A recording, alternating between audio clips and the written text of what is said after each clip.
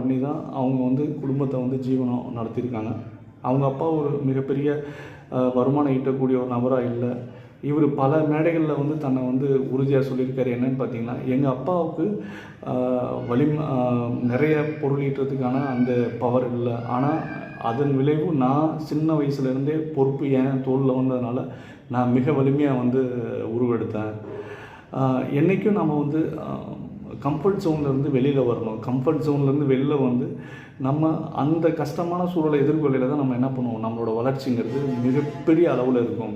அப்படிங்கிற ஒரு உண்மையான தத்துவத்தை வந்து எல்லாத்துக்கும், எல்லா மாணவிகளுக்கும் எல்லா இடத்துலையும் போய் இந்த தன்னோட சொற்பொழிவு நடத்துகிறது. வேலுமணி சார் வந்து ஒரு வெற்றி பெற்ற ஆண்டர்ப்ரனர் மட்டும் இல்லை, அவர் வந்து one of the good story டெல்லரும் கூட. என்ன நண்பர்களே, ஒரு நல்ல ஒரு வெற்றியாளரோட கதையை இன்றைக்கி பகிர்ந்துக்கிட்டோம்.